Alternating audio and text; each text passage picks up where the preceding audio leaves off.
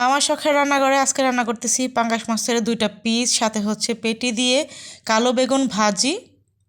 তো মাছের পিসগুলোকে আমি ছোট করে কেটে নিয়েছি, 2টা পেঁয়াজ কুচি করে নিয়েছি। রান্নার সব কিছু আগে থেকে রেডি করে নিলে রান্নার কাজটা অনেকটাই সহজ হয়ে যায়।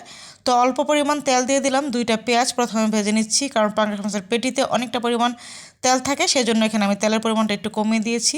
স্বাদমতো লবণ, হলুদের গুঁড়া, মরিচের গুঁড়া, ধনিয়ার গুঁড়া দিয়ে অল্প একটু পানি দিয়ে মশলাটাকে প্রথমে খুব ভালো করে কষিয়ে তারপরে হচ্ছে মাছের পেটি আর হচ্ছে মাছের পিসগুলোকে খুব সুন্দর করে প্রথমে রান্না করে নেব 70% মতো। তারপরে হচ্ছে এখানে আমি কালো বেগুনটা ব্যবহার করব।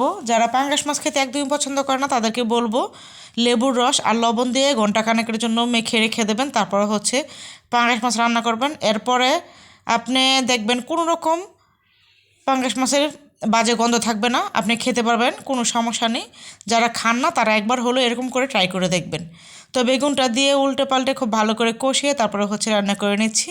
এখানে কোনো রকম পানি ব্যবহার করিনি, কারণ বেগুন থেকে যতটুকু পানি উঠবে অতটুকু দিয়ে রান্নাটা কমপ্লিট হয়ে যাবে। বেগুন কিন্তু এমনিতেই সেদ্ধ হয়ে যায়। তো ঢাকনাটা উঠিয়ে উল্টে পাল্টে খুব ভালো করে নেড়ে দিচ্ছি। তো বেগুন থেকে বেশ খানিকটা পানি উঠেছে। সকালের নাস্তায় কিংবা রাতের খাবারে গরম ভাতের সাথে এই বেগুন ভাজিটা অসম্ভব ভালো লাগে। রুটি কিংবা পরোটা সব কিছু দিয়ে খুব ভালো লাগে। একবার হলো এই পাঙ্গাস মাছের পেটি আর চাকা দিয়ে একসাথে এই রান্নাটা করে দেখবেন, এই রান্নার প্রেমে পড়ে যাবেন, এতটা ভালো লাগে। কোনো কিছু কিন্তু খাওয়ার আগে বোঝা যায় না যে আসলে এটা স্বাদটা কীরকম হবে। একবার রান্না করে খেয়ে তারপরে দেখবেন অনেক ভালো লাগবে।